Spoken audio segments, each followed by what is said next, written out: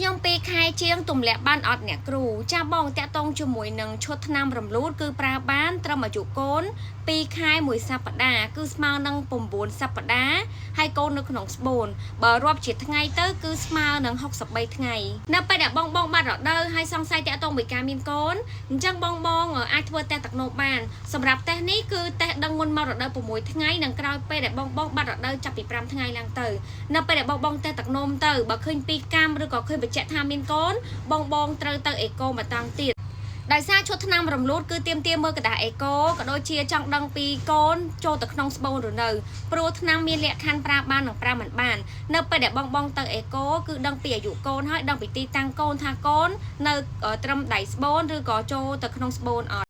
ហើយចំពោះឈុតឆ្នាំរំលូតគឺប្រើបានត្រឹមអាយុកូន9សប្តាហ៍ចុះក្រោមកូននៅក្នុងស្បូនដូចខ្ញុំបញ្ជាក់ទៀតអញ្ចឹងគឺមើលតាមលទ្ធផលអេកូបើក្នុងករណីគ្រាន់តែបងតេស្តទឹកនោមទៅឃើញ2កាំហើយបងដឹងហើយថាខ្លួនមានកូនហើយបងអត់ចង់ទុកអញ្ចឹងបងចង់ទិញថ្នាំរំលូតយកទៅប្រើតែម្ដងគឺមានគ្រោះថ្នាក់មែនតែនហើយម្យ៉ាងទៀតក៏អត់មានការពិភាក្សាត្រឹមត្រូវជាមួយនឹងគ្រូពេទ្យជំនាញដែរអញ្ចឹងសូមបងមានការយកចិត្តទុកដាក់តាក់ទងជាមួយនឹងការប្រើថ្នាំរំលូតនេះឲ្យបានហ្មត់ចត់មែនតែនព្រោះខ្ញុំមានភ្ញៀវជាច្រើនដែលគាត់ឆាតមកគាត់ថាគាត់ដឹងតែគាត់មានកូនអញ្ចឹងអ្នកគ្រូលក់ថ្នាំឲ្យខ្ញុំមកខ្ញុំដឹងថាខ្ញុំមានកូនហើយគាត់រាប់ពីថ្ងៃចុងក្រោយនៃគាត់មករដូវរហូតមកដល់ពេលដែលគាត់តែទឹកនំនោះគាត់ថា3សប្តាហ៍4សប្តាហ៍ឬក៏ប្រហែលសប្តាហ៍តាមដែលគាត់សន្និដ្ឋានខ្លួនឯងទាំងដែលអត់មានកระดาษអេកូក៏ដូចជាអត់បានទៅផលិតអេកូច្បាស់លាស់ទេអញ្ចឹងនៅពេលដែលបងទិញយកទៅប្រើអត់មានការពិភាក្សាក៏ដូចជាអត់មានការអេកូបែបហ្នឹង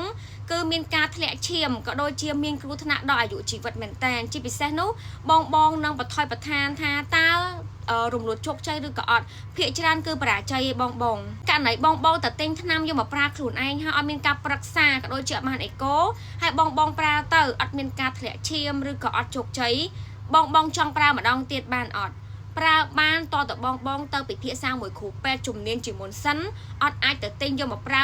លើកទី2ខ្លួនឯងបានទេលើកទី2ហ្នឹងកាន់តែគ្រោះថ្នាក់ទៀតហើយអញ្ចឹងបងត្រូវគិតពីសុខភាពខ្លួនឯងក៏ដូចជាសុខភាពខ្លួនឯងឲ្យបានមែនតើអត់ចេះយកទៅទិញប្រើដូចប្រភេទថ្នាំ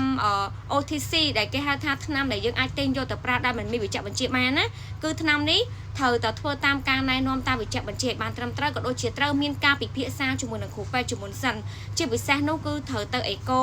ដើម្បីដឹងពីអាយុកូនមួយទីតាំងកូនឲ្យបានច្បាស់លាស់ព្រោះអ្នកខ្លះកូនធំអាទិត្យ2អាទិត្យអត់ទាន់ចូលទៅក្នុងស្បូនទេនៅធំតែដៃស្បូនអញ្ចឹងអានេះគេហៅកូនក្រៅស្បូនណាប៉ុន្តែក៏អត់ទាន់ចាត់ទុក 100%ហើយសម្រាប់បងដែលគាត់បានប្រើឈុតថ្នាំរំលូតខាងខ្ញុំហើយខាងខ្ញុំគឺមានឈុតវីតាមីនជំនួយស្បូនដែរព្រោះបងត្រូវដឹងថានៅពេលដែលបងរំលូតកូនមិនថាបូនសម្អាតឬក៏ការប្រើថ្នាំទេគឺធ្វើឲ្យស្បូនស្ដើរឬក៏ស្បូនកាន់ទឹកខ្សោយក៏ដូចជាធ្វើឲ្យប៉ះពាល់ដល់ស្បូនទៅថ្ងៃខាងមុខវាងាយនឹងរងទទួលនៅជំងឺផ្សេងជាពិសេសនោះជំងឺកាមរោគឬក៏ការរលាកស្បូនដុះដុំសាច់ដុំគៀកហ្នឹងគឺងាយនឹងប្រឈមមែនតើអញ្ចឹងយល់ល្អនៅពេលដែលបងរំលូតហើយ